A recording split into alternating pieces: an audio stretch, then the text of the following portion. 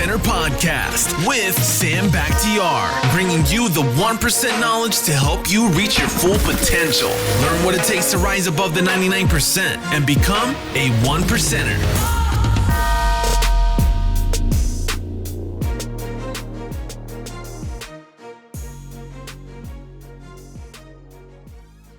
Hey guys, what's going on? It's your host of 1%er Podcast, Sam Bakhtiar, with my really good friend, the #1 realtor in the area, the person who sold my mansion, Christian Fuentes, man. Right. What's happening, brother? What's up, man? How are you? Awesome.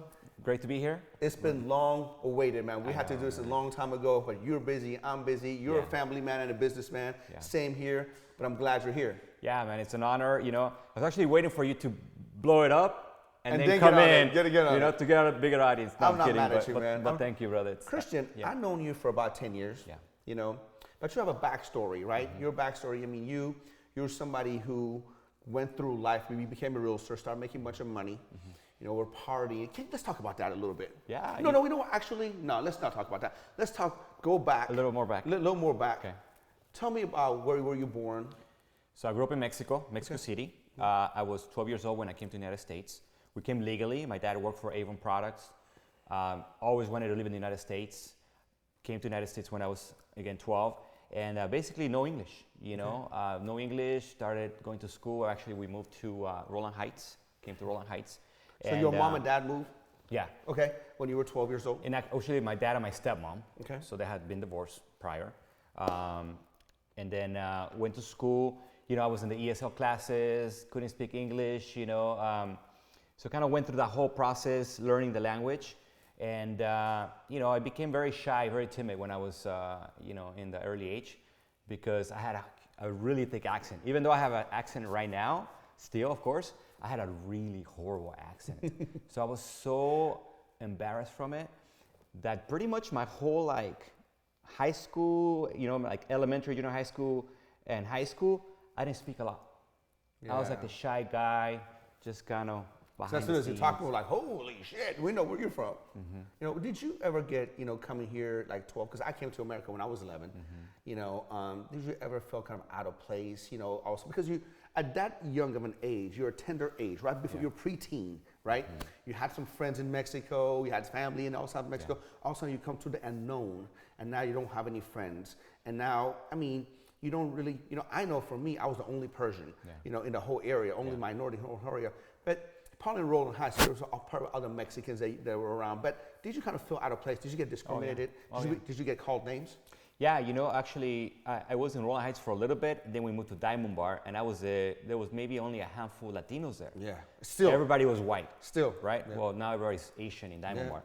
But yeah, I couldn't talk to nobody. I had no friends. I was by myself. So, you know, it was a little difficult, but again, you know, I just knew I had to learn the language. I think it pushed me to learn quicker, you know, to adapt quicker. Did you have any siblings? Yeah, I have an older brother, and I have 2 younger brothers also, and then 2 sisters, younger sisters. And were they all here with you? No, only my brother, older brother, and my 2 younger ones. Got it. They came here with you. Yeah, they came with me. Okay. Yeah. So tell me some stories. Do you have any stories of you being discriminated, being called names, or anything? You know, because I know we all have. You know, I know I have a bunch of them. Yeah. You know, do you remember any of that? Yeah, you know, I mean, I was called wetback. You know, people would be like, you know, la migra, and What does that mean? What does that mean? well, la migra is when you're from Mexico. Got it. With no papers. Even though I had papers, I was still just a normal, That's a regular stereotypes. Mexican, right? That just got to the United Yeah, States.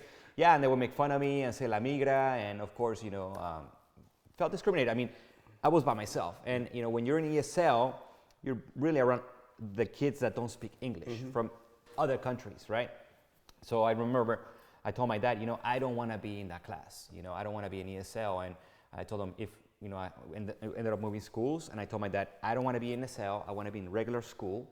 And I'm going to practice my English. I'm going to learn really fast, right? You don't want to be labeled. Exactly. Right from the get-go. Because as soon as you're there, you're labeled. Exactly. So, yep, I didn't want to be labeled. I didn't want to be different. And, you know, but, you know, I had a very thick accent through my school years. And, you know, even I remember having a speech what I did in front of the class where I started reading it and the whole class starts laughing, even the teachers laughing at me, right? And I just felt like shit. I'm like, shit, I'm not gonna speak in front of people anymore. And you know, it stopped me from communicating with people. And I got into like a little bubble for some time, became very shy from it. But yeah, I mean, the sort of experiences I think that we have in the past that make you stronger. Now, I know, you put on an events all the time. One of your biggest events is Success is Contagious. Oh, yeah. I had the pleasure of speaking on that, and I appreciate you having me on there. And you have some of the best speakers all the time. Yeah. You give back so much back to the community. But has it ever crossed your path when you go in front of a big crowd? Your early years, how you were so shy. Yeah. Did that kid ever comes back right before you get on stage? Oh yeah, totally, man.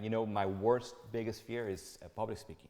Just being in front of people, and speaking in front of people. It's actually probably, totally. But you overcome it. I have, but I did it because I knew that if I wanted to do bigger things, if I wanted to become an owner of a company, right? If I wanted to grow my company, if I wanted to speak in front of people, if I wanted to continue to build what we're doing, I had to learn to speak, and it took time, It took time, it took effort, and it took you getting out of your comfort zone because it's not what you like to do. Oh yeah, totally. It's not what you like to do. And for people who are listening to this, here's an example. You knew, you said it right here. You knew for you to get to the next level, you had to give up your comfort zone. Yeah. You know what I mean? Because that's, to this day, you said that's not your favorite thing to do. Totally.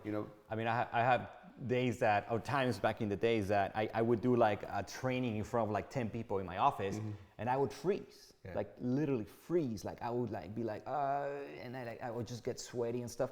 I mean, now I can speak all the time, and I do all kinds of trainings, but it just gets better. You get used to it, and just like anything else, you keep doing it, you keep doing it, you keep doing it. You get better and better. But I remember when I first started this podcast. If you look at some of the first episodes, I sucked. It's not like I'm an expert yet, but I'm looking at this first episode. I'm like, I was a horrible interviewer.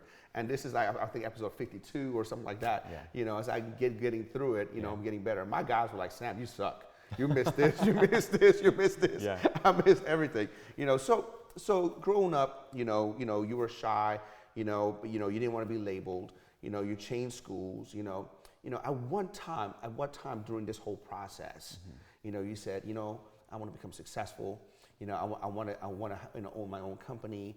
I want to, tell me about that journey. So you graduated from high school when? So 93, class of 93. And it's crazy because I was so shy through high school. Then I graduated from high school. I get a job, a retail job. And then I turned into this wild, crazy guy, right? I start partying, I start drinking. So the guy who was like introverted, an introvert and wasn't saying much, now you flipped the switch. Flipped the switch, man. Okay. I was very shy with women back in high school. Suddenly, like, I'm out there partying, meeting women, just went totally switched. Almost where I became the black sheep of the family because I started drinking, when I was 17 years old, going out, partying, and I was one of those guys that was into the party scene. Do you remember the parties, the house parties? Oh yeah. The Rebel Days and stuff. I did a lot of that stuff. So I got a little wild. I became the black sheep, but in the back of my mind, I always knew I wanted to make money. Yeah. I always knew, I want to be a millionaire. I want to do something big. You always knew you didn't want to be average. Yeah. Now, I was average at school. Yeah. I always got C's and D's. Never really got into school, was not book smart at all. I went to junior college, did a 2-year at junior college. School wasn't for me. Luckily, that's when I got into real estate at 21 years old. My dad pushed me to get into the real estate business, and I didn't want to. I was happy. I was comfortable. How you get to those. Yeah, you're doing your retail, you're partying, you're good. Yeah, I was like, I'm an assistant manager for, it was Journey's shoe store, and then I worked for Robert Wayne. I was assistant manager, I'm making good money. I'm like, no, Dad, I'm good, I'm going to college. And he's like, you should check out real estate, and that's how real estate started. That's how I started my career because my dad almost forced me. He goes, I bought you an appraisal course, the appraisers that appraise houses. He goes, you got to take it. I said, no, I don't want to take it. He said, you better take it or I'll take your car away. So I took that class. I didn't really like appraisal, but it just sparked my interest in regards to real estate. And then at 21, I got a job as an assistant working minimum wage. And someone hired me, and then here I am. See, I'm glad you brought that up. So is it fair to say if your dad didn't push you, you wouldn't be who you are right now? I would say he's got a lot of credit take on this. Because you said you were happy doing retail, being a manager at a shoe store. Yeah. So your dad said, hey, take this appraisal course. I want to take your car away. You said, all right, I'm going to take the appraisal course. Yeah. Then that sparks your interest. That's how you get into real estate, that kind of stuff. Because there's two schools of thoughts, right? Because we have kids. You have a boy and a girl, and I have two girls and a boy now. Are you going to kind of force your kids to do something, or are you going to let it organically happen? And I always say, obviously you want it to happen organically, but a little push, doesn't hurt a little bit every once in a while. And you're right. He just gave me a little push. Yes, that's a little because push. I had to take the action. And I even remember this because I didn't went to appraisal, but I met a guy in school that was an assistant for another RE/MAX office, right? And I said, what do you do? And he told me what he did. I asked him, I said, can you hook me up with someone looking, to hire an assistant? I went to an interview, but before I went to the interview, I didn't have a suit. So I remember this clearly. I went to Target, I got a suit, right? I got the shirt, the tie, the clip-on, I got a suit, and I bought it for the interview. And I remember that morning waking up saying, I'm not going to the interview. They're not gonna hire me. I don't have experience. Who's gonna hire me? I had long hair. I had earrings. You had earrings I and had long hair. earrings. I gotta see pictures of that. Dude, you gotta send me a picture of that because we're gonna put this on the podcast. We're gonna flash a picture of you earrings. You have a picture of that? I think I have some pictures. I had earrings everywhere. You can imagine, brother. And I was ripped, and so I'm like, they're not gonna hire me. And actually, that morning, my interview morning, I said I'm not going. So I decided not to go. Sure enough, I'm doing my own thing. I go to the room and I laid the freaking suit on my bed, right? Ready to go to the interview the night before. And I see that suit. I'm like, fuck, I already bought this stupid suit. Yeah. Let's just go to it. I already spent $55 on a Target suit, damn it. Yeah, which I was gonna take it back. It had the tags on, I was gonna take it back. But because of the suit, I actually went to the interview. Yeah. I got hired, 21 years old, no experience. And then sure enough, my real estate career began. Isn't how crazy life works? Because it seems like all you have to do is just do it. Just take action. You have self-doubt, going there. Yeah. I don't care what anyone say, and whether you like him or not, I'm not here to discuss our president right now. Yeah. But he just showed up. Yeah. Oh, yeah. He just showed up. So a lot of times, man, by you just showing up, you put yourself in a favorable position to win. You just never know, man. That the next opportunity, the next door that opens could be from any next person you meet, So just you have to go through it. So the lessons I'm learning here is this. You overcome self-doubt. You just showed up. Yeah. You got out of your comfort zone. Yeah. You're an introvert to becoming a whole different extrovert that came out with earrings and and all kinds of stuff. Had long hair and earrings. I got to get that picture. So you got into real estate. Yeah. Now you're 21. Yeah. Now you're starting to make some good money. Not really, actually. 21, I'm making minimum wage. I'm an assistant. Oh, you're an assistant. There you go. So I'm an assistant. And see, this is something I teach a lot of my agents because for 8 years, I worked for somebody when I got into real estate. I did 3 years assistant, making no money at all, but I learned so much, right? I was working for a couple that did pretty good in real estate. Back then, 22 years ago, they made about $300,000, probably about $1 million what it is now. Yeah. They lived in a beautiful mansion, drive Mercedes-Benz. I spent 3 years with them and I learned so much, but what I also learned from them is that they used to get coached by a real estate coach called Mike Ferry. Yeah. And I got into the coaching. I saw what they were doing. I saw how they were doing the personal development, the business development.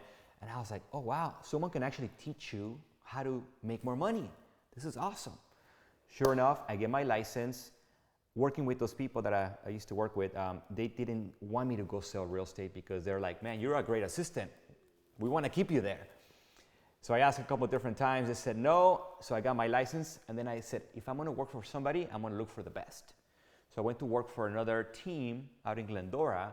These guys were doing maybe over $1 million in production. Wow. And I was like, I don't know how this happened, but I realized early on that the best way for me to become successful is by working with successful people. So sure enough. Your proximity. Proximity. And I wanted to learn from them. Yeah. They were making over $1 million. I'm like, there's something I gotta learn. I mean, a lot of people just don't understand that. Yeah. I'm so glad you brought that up, because I think that someone asks me all the time, what is the number one key to success? said, I believe proximity. You know, if you want to be, you know, if you want to be a thug, hang around thugs. If you want to become a millionaire, hang around millionaires. If you want a billionaire, hang around billionaires. That's right. You know, so at that young of an age, you realize, I think you were at 24 at this time, right? Yeah. You realize, man, if I'm going to learn, if I'm going to, you know, do this, I might as well go learn from the best, because you're going to pick any team. Yeah. You do a team that does $100,000 in production, you know, but you want to become a millionaire, and you want to from people who are doing millions. Yeah. You know? To top it off, I mean, I was still, you know, a little shy, and it was Mark, he was a white guy, and Al was a Persian guy, right? So here I am, Mexican guy with an accent. They weren't even hiring. I just knew of them because I met their assistant at one of the assistant school through Mike Ferry coaching. And I went and I knocked on the door and I said, hey guys, I want to work for you. And they're like, we're not hiring. I said, I don't care. Tell me what I got to do. I want to work for you. I didn't care about the split. I didn't care about anything. I just said, just tell me what to do. I'm going to do it. And they hired me. They took a chance on me. And I remember my first 4 months, I think I made like over $40,000. I was probably making like $18,000 a year. Wow. I was just slamming deals, man. I was like on fire, slamming deals, you know, crazy buyers, just working strictly buyers. But I was just so hungry and so just wanted to make money, you know? So I'm listening to you right now, and you're just dropping nuggets after nuggets. So you're telling me that these guys weren't hiring. You knocked on the door, they said no, and you said, I want to work for you, doesn't matter, you know, I do whatever it takes. Yeah.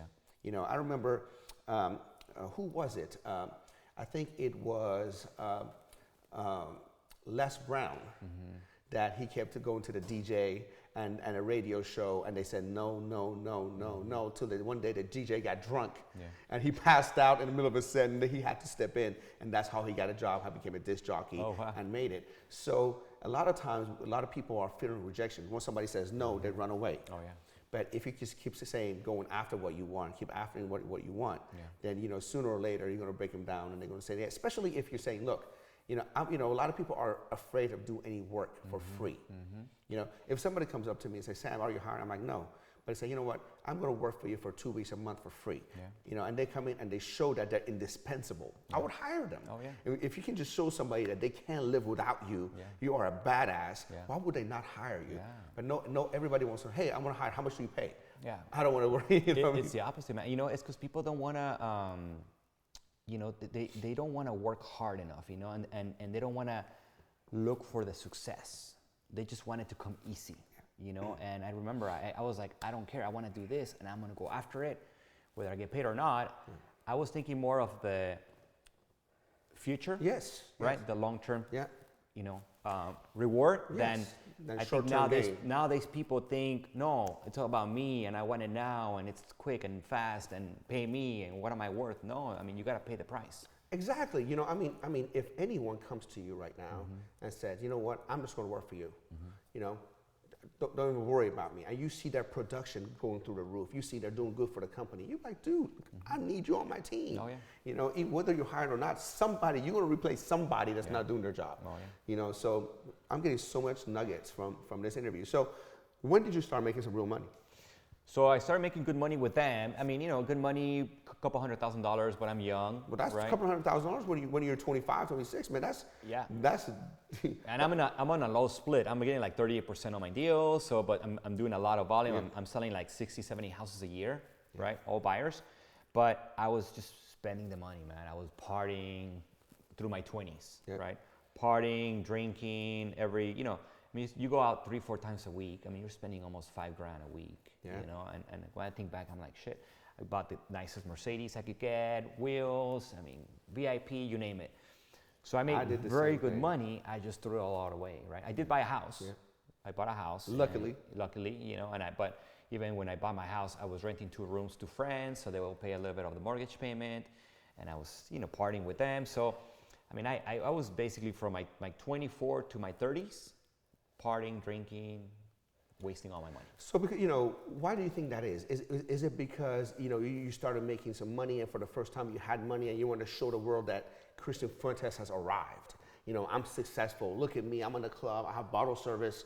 You know, I have a, you know, brand new Mercedes. Look at me. Look at me. Look at me. It's show enough. Yeah. I mean, I was like that too. I mean, I when I started making money, I think I was like 27. You know, I was the whole time before that I was in school.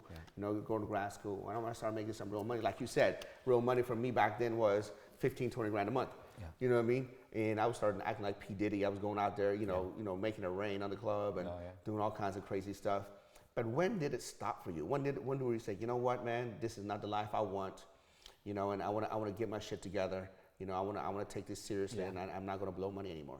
So I get to 30, my 30s, and I'm almost 200 pounds, right? So I gain a ton of weight. 200 pounds. So I went from always being ripped, buff, working out, to basically I stopped working out, eating like crap, drinking like crazy, drugs, I mean, all kinds of stuff. You got into drugs? What kind of drugs did you get into? You know, cocaine, you know, drinking. Was it because, you know, because I feel like cocaine is like a drug of choice for like entrepreneurs, because they're partying now, they can go in there to work and still function and override that tiredness. You know, was that why? Well, you know what it is, man? You start hanging around with people, and people that are making more money than you, more successful than you, are doing it.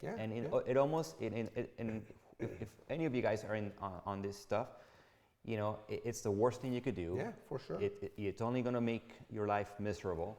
And when you see people that are more successful than you doing it, and you go, well, maybe it's okay, maybe they're doing it, I could do it too. They're masking something bigger. It's the worst thing you can ever do. You know, it's funny because you say that, because I've never done drugs all the way through school. And when I got out of school and I came to, you know, I'm here in California, I'm hanging around with bodybuilders that I used to read about in the magazines, used to idolize these guys in the magazines. You know, I remember looking at them, I'm like, oh my God, these guys must be working out all day at the gym and just eat chicken breast and water, you know? And next thing you know, I'm hanging around with them at the club, and, you know, bodybuilders, you know, they get buzzed calorie free, if you know what I mean. They don't like to drink alcohol, they do other things. And I started thinking the same thing. I'm like, if these successful bodybuilders that I read in magazines are doing this, okay for me to do this. And that is never further from the truth, because I got into drugs as well, you know, for a few years when I was between 27 and like 32.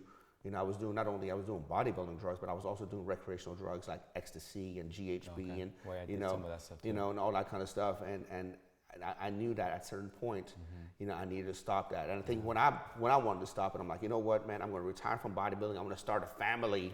You know, I can't be doing this shit, me being on steroids and recreational drugs and, you know, having a kid. So that's when I know. When did it start for you?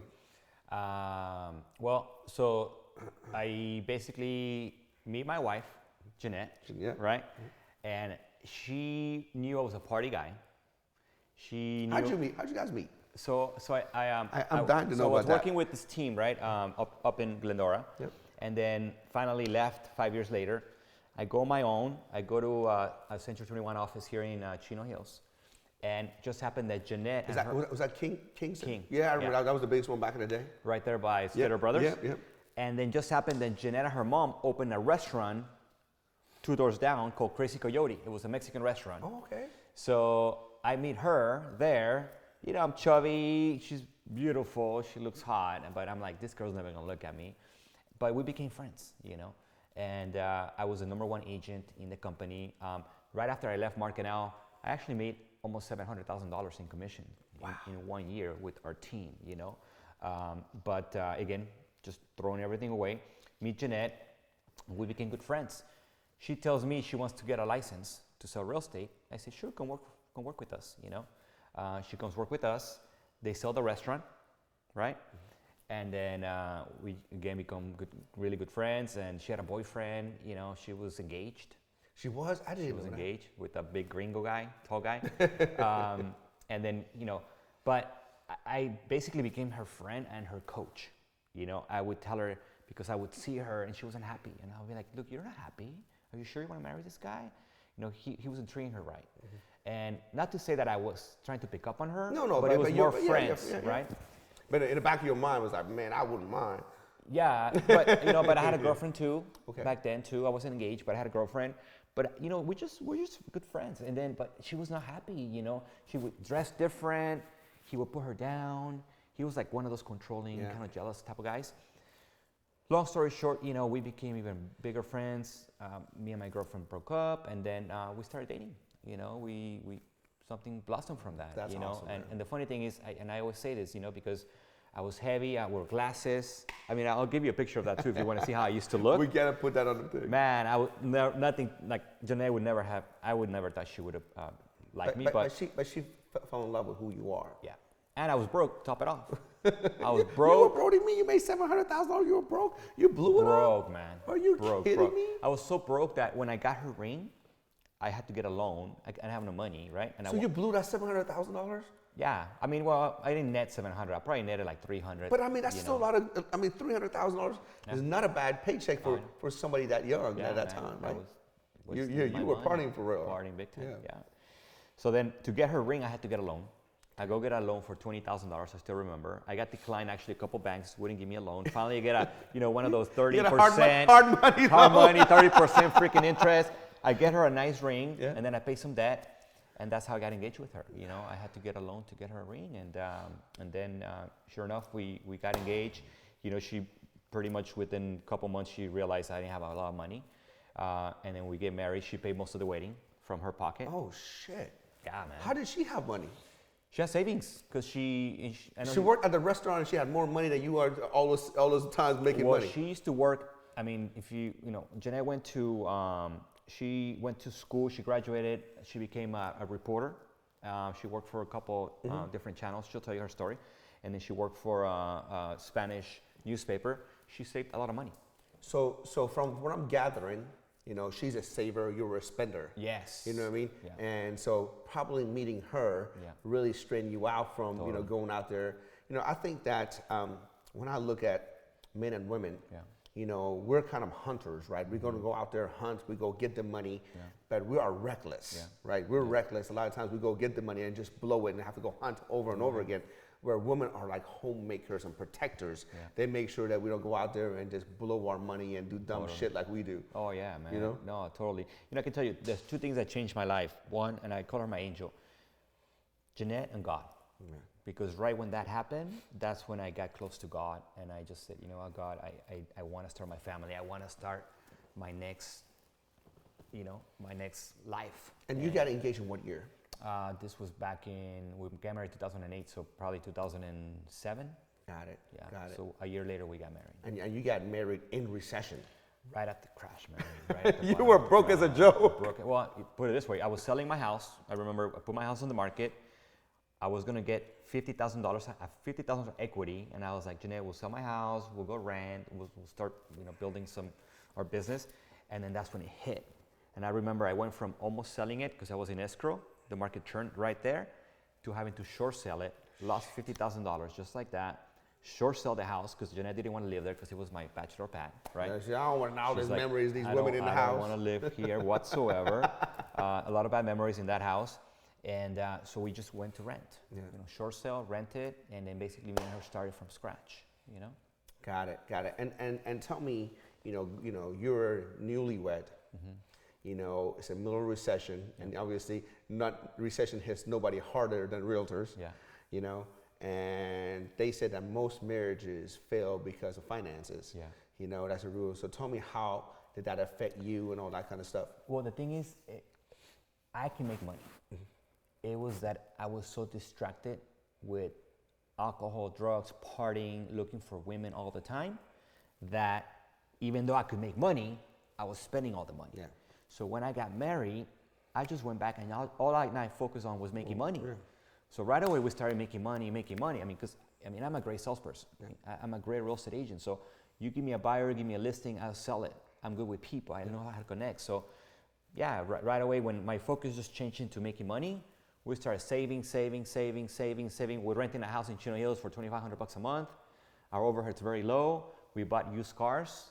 I bought like a used Range Rover. She bought a used Escalade. And we just said, you know what, we're just going to save our money. And sure enough, within a year, we had over $100,000 saved. And then that's when I got into flipping. Got it. And I'm so glad you brought that up, man. So because when the recession hit me, I remember like my house was being foreclosed on. I had minus $319 in the bank account. Yeah. Payroll was due in 2 weeks, $20,000. I didn't know what I was going to do. And that's when I flipped the switch. And from 2014 through 2014 to, what was it? 2014 to 2017, for a period of 3 years, I didn't spend money on anything. I mean, nothing. I remember I was driving a company car. I didn't buy no new cars. I didn't do anything because I was jaded. I just wanted to save money, save money, save money. I remember when you sold me this house, that's why I was, be able to come up with that big, down payment, to be able to secure the house. I think we did 1.5 down, and I just paid it off for the rest of it in a couple of years. That was when, I always say that if you want to live like no other, you have to live like no other for a few years and be able to save money, so this way you can get money and be able to invest it. A lot of people cannot give up 2 or 3 years of delayed gratification.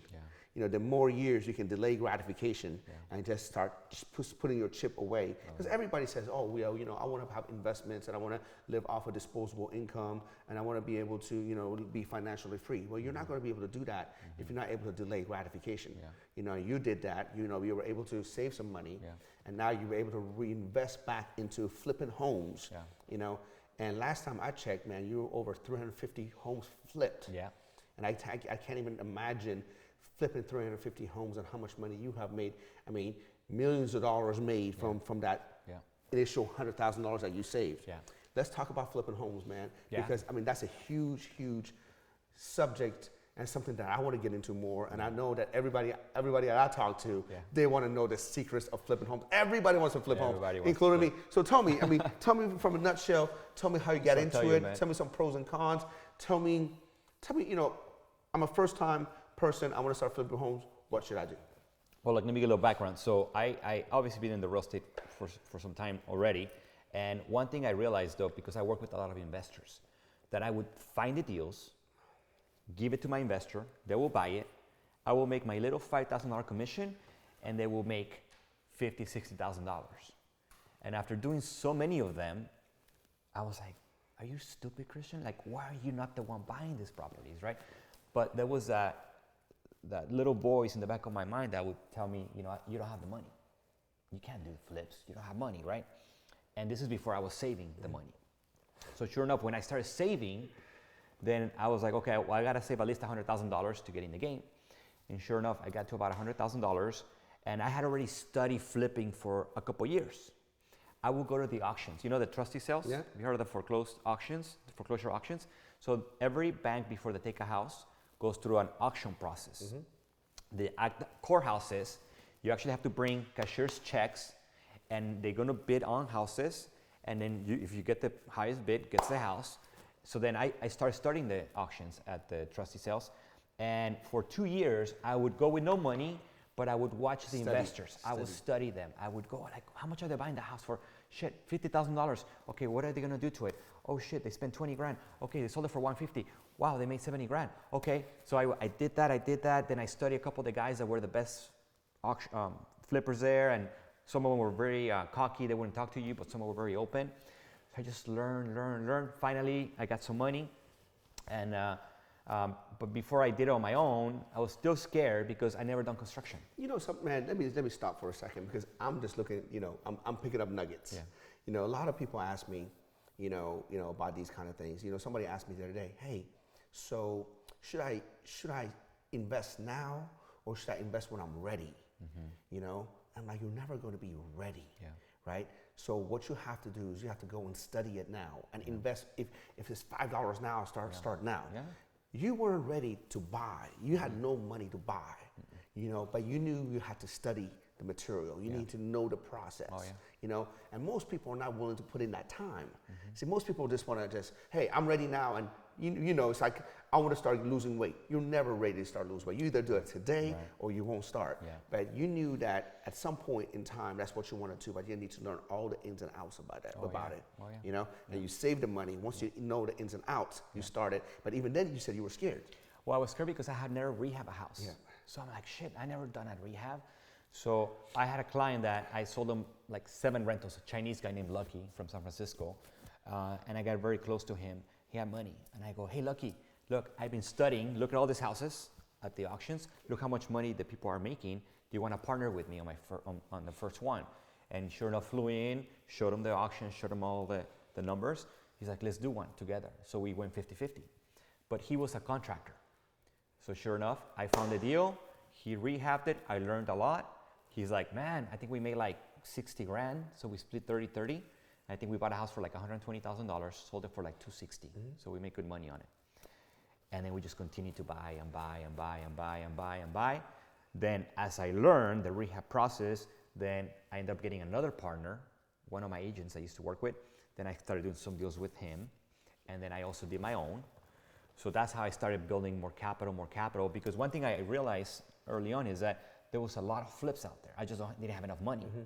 So then I started putting ads like 30% return on your money, call me, invest with Christian. And I would get a bunch of calls, meet with a bunch of investors. Some would pretty much shut me down. No, I don't want to, give you money. But eventually, I raised up to almost over $10 million. So right now, if somebody wants to do flips, are you taking investors? No. No. You're just like, I got the money now. I'm doing it myself. I got too much money. Not to say though, I do have I'll find deals. Like let's say I have too many going on, or the market's turned right now, so the market's starting to shift, starting to come down. So is it the best time to get into a flip right now? No. You got to be smart, right? For the last 8 years, the market's been climbing. We're now, market's just basically flat, and it's starting to come down. So the worst thing you want to do when you flip is flip on a down market, But right now I have a lot of money available. So yeah, but if I have too many projects going on, then I'll take an investor to JV with me. Got it. And then right now is probably a good time to start saving money and be able to buy pennies on dollars when the money market does come down. Yeah. So this way you can hold and sell back, where basically how Manny Carson probably made his millions, right? Exactly. He just saved, hold, and then he buys pennies on the dollar. Yeah. He buys when the right time. Yeah. One thing about Manny, he just knows when the right time it is. Yeah. And he always says this: you make money on the purchase. Yeah. Right? Yeah. And it's true. So, do you teach a course on flipping? Do you what do you, obviously we know we know that you know what to do now because you've done over 300s of it. Yeah. Well, how can someone learn more from you doing flips? How can how can an average person, jumpstart their flipping game without going through years of what you've done? Sure. You know what? I'll do events and I'll do trainings at my office, open for anybody. I mean, I don't charge. I don't have a coaching program, flipping pro. I'm not, hey, for $10,000 today only, no, I don't do that. That's not my business. But I'm always open to share. I'm always open to help others. Speaking of that, I mean, you do a lot for the community. Yeah. I mean, I know you donate to Shriners Hospital, right? Children's Hospital. Yeah. I know you do an event called Success is Contagious, and you bring some of the top speakers in the world. I mean, I got Ed Milet last time, and you had Darren Hardy the year before. You got some of the Grant Cardone. Yeah, we had Uncle G in there, and I know you had some of the top names. And I know in an event like that, I'm a little guy, man. I appreciate it. Thank you so much. Yeah. It was an honor and a privilege to be there. But I know putting on an event like that costs you a lot of money. I know you don't make. I know for a fact you lose money on that kind of event. Yeah. It's not like you put down, because you basically give the tickets away. Yeah. And I know those speakers aren't cheap. Yeah. So tell me why you do that. Why you put on an event every year. To lose money. I know you want to give back, but tell me your thoughts on it. This happened probably about 4 years ago that me and my wife just thought about it. We're like, hey, why don't we bring the best speakers here locally? To give access to everybody. Number one, I mean, we love self-development. We follow a lot of these people. I mean, the people we bring is because we believe in them, right? And we follow them. And then we said, why don't we make it accessible to our agents, our office, and then open it up to the real estate and business community. And that's how it started. We had the first event. Grant Cardone, we had 600 people. He wasn't cheap. We didn't make money, but it helped so many people just blow up their minds, to start thinking bigger. And yeah, the tickets are like $49, and it's so cheap. You don't have to fly, you don't have to get a hotel. And we're like, man, this is helping people, Of course, it's promoting our office, promotes our company, our businesses, but it's about helping them. Yeah. And then every year we've been doing that, and that's just how now we just think, how can we give back? How can we help people grow? So it's a question for me, because, literally these days, everybody and their mother is a realtor. Like literally in Chino Hills, there's thousands of them. Yeah. You know what I mean? What do you do to stand out? What do you do to have what I call a unique selling proposition? Why are you so successful versus, a realtor who's like struggling? Just tell me like, what are your, if a realtor is getting in the game, just getting in the game and they see you, and they see how successful you are. I know there's a process they have to do. There's dues that has to be paid in any profession. Yeah. You know what I mean? What can a realtor do starting today to be like you? Well, you know what? I think getting into real estate, and if you don't know the numbers, I think it's 85% of the people that get into real estate don't even make it. Yeah. Right? Yeah. And that's pretty much almost the numbers same as business, because when people get into real estate, You're it's in your own business. business. Yeah, your own right? business, yep. You're independent contractor. Yep. People don't get that. And sometimes people get into real estate thinking it's flexible and you're your own boss and do what you want, which you do. Question is, do you want to make $50,000? Do you want to make $100,000? Do you want to make $1 million? Yeah. I was just doing this yesterday with my office, but 50% of agents make under $50,000 a year. Yeah. And there's almost 2 million licensed real estate agents in the United States, right? So half of a million people make under $50,000, you still gotta pay taxes. So you can't live on that, right? Only 20% of realtors make over $100,000 a year, right? Only 20%. And I think over 250, only 7%. Mm-hmm. And then I think only 1% makes $1 million, 1%, right? Yeah, yeah. So real estate is not easy. I think people come into the business, they need to take it as a business, treat it like a business, go all out, takes a lot of hard work, right? They need to learn. And a lot of people come into real estate going, oh my God, I have a degree and I done this, I done that. Good luck, because that's not gonna help you. You gotta learn, you gotta kind of be humble. Be a student. And be a student. Yeah, be a student. And learn from others. I always tell people, don't go into real estate on your own from the beginning. Work for somebody that's successful, like I did. Yeah. Spend 2-3 years working for somebody. Yeah. I have agents in my office right now that either work with me or join my office, newer. Now they're making $300,000, $400,000, $500,000. Because they're surrounding themselves with other successful people. Yeah. They're also getting coached by me. I'm helping them. I'm basically telling them, dude, you're doing it wrong. Go this way. Yeah, because you've been there, done that. I've been there, done that. You don't have to reinvent the wheel. Exactly. Just follow with success. Success leaves clues. Success is contagious. Yeah, success is contagious. I love it. I remember when I was looking for a home in Chino Hills. Yeah. And I had a realtor. But man, I told this realtor my criteria. I told him, like, I want this house, it needs to be like this, like this, like this, and like this. Yeah. And he would just do a search and just send me a bunch of, oh fuck, I can do that myself. Yeah. I can go, to search for homes myself. As a realtor, I want you to go look at these homes and let me know which ones actually meet my criteria, not just send me a bunch of listings. And it looks like most realtors just send you a bunch of listings and all that kind of stuff. And I remember after a couple of times when I was like, I kept calling him and he wasn't returning my calls. I'm ready to buy a multi-million-dollar mansion and he's not ready to my call. I'm like, dude, I'm not trying to buy a $100,000 home. It's a multi-million-dollar deal. And I finally got frustrated, and I remember I knew of you, and I'm like, you know what? Ever since I've known Christian, he's always been professional. You're always dressed up. So which to me, that you're taking your business seriously. Yeah. You know what I mean? You always dress up. I remember calling you. You called me back within minutes. Yeah. And I never forget, because I was looking for a particular kind of home, and you took me in your truck. We went off-roading. Well, because maybe we talked about a lot, right? Yeah, Maybe. yeah. Build a house? I was thinking about building a house in a lot, Yeah. and we went off-roading. I remember you scratched up your truck going up at these kind of things. And at that time, we're going off this, and you scratched up your truck. I swear to God, I'm in the truck. I didn't tell you this, but I was thinking to myself, I said, well, you know what? I have to buy a home from this guy. It can't be anyone else. This guy took me off-roading, took me this. He's literally trying to show me, not just sending a listing and trying to make a quick buck. Yeah. And that's when I knew that, you're going to be my realtor. No matter what, I'm going to buy a home from you and no one else. Where other people weren't calling me and other people kind of lazily, pursuing that kind of stuff. Where did you learn that kind of work ethic and going above and beyond for customers? Well, look, and you mentioned the value proposition, but for me, number one, I care. Yeah. When a client works with me and they're committed, I give you 100%. Yeah. I got 22 years experience, so I know. For instance, if you tell me what you're looking for, I'll find it for you.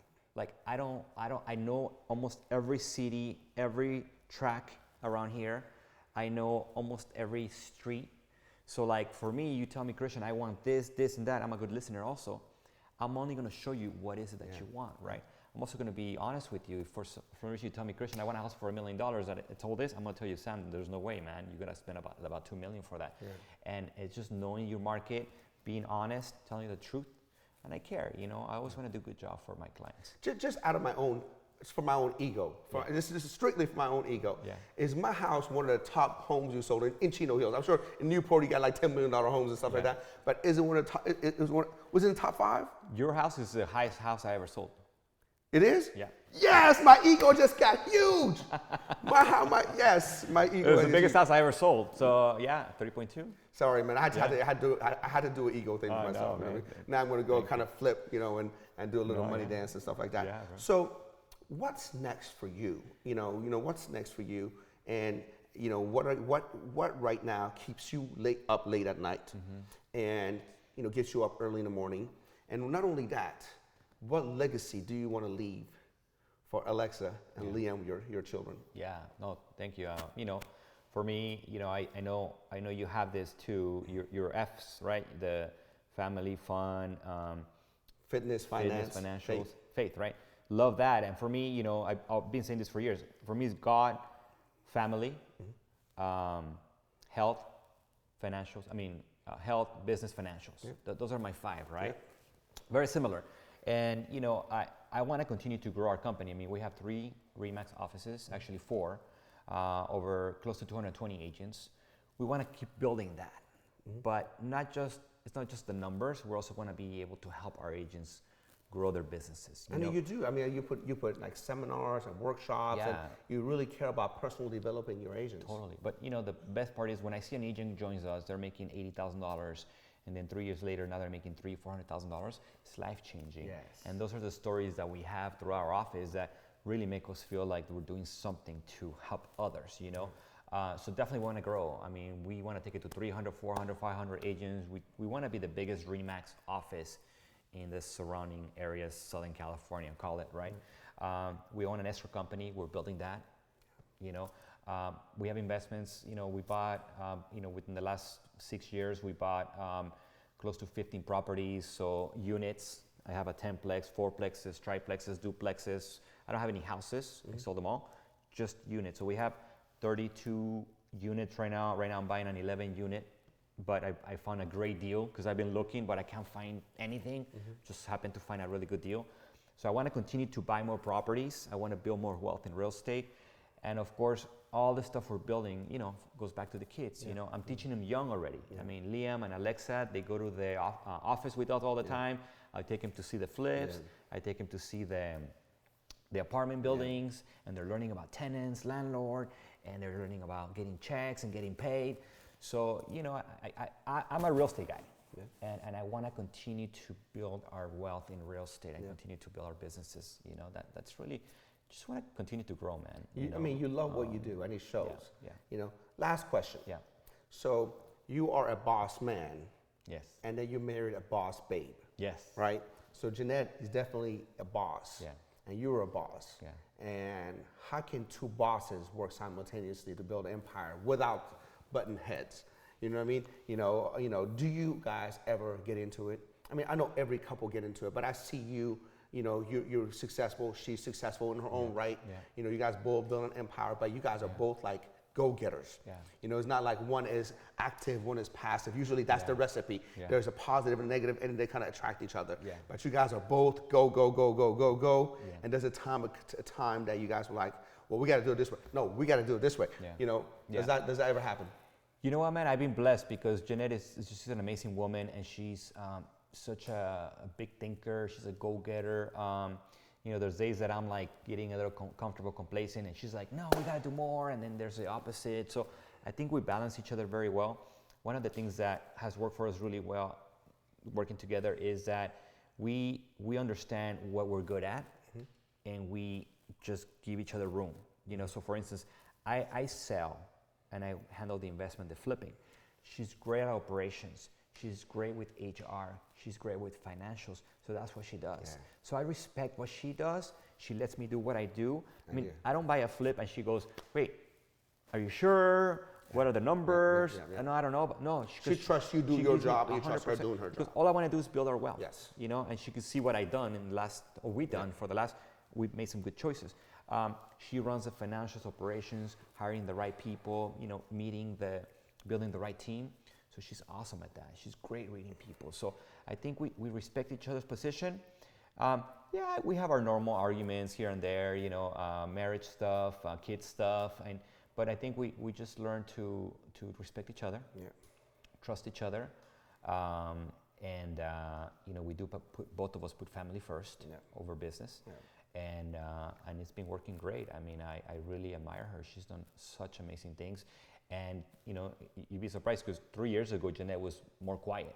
Yeah. Maybe 4 years ago. You know, I've noticed now. I noticed she's coming out of her shelf too. Yeah. And she's now inspiring so many women are looking up to her. Yeah. She has a real estate in heels. I can't wait to interview her. Yeah. You know, here soon. And she's and so many.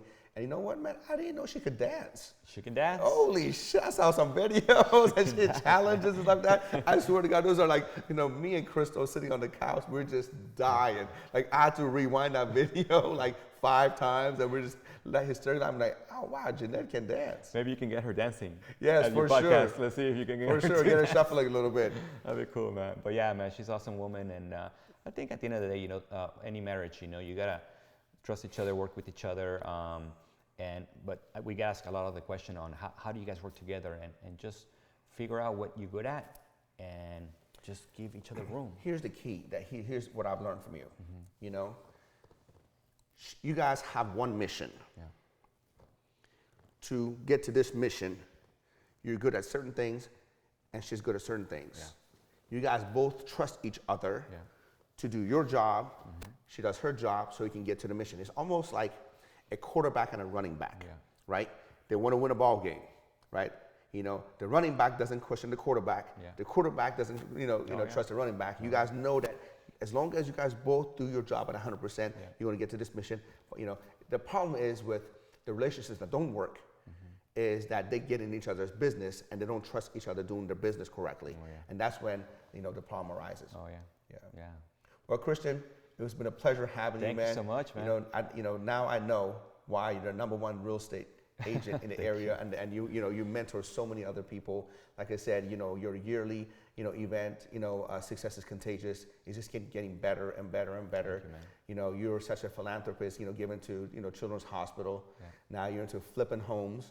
And I want to get in that. So whenever you're ready to take investors, man, you let me know. Let's do it. And I appreciate you being on the show, man. Thank you so much. It's been a Take pleasure, care. man. Thank Thanks. you.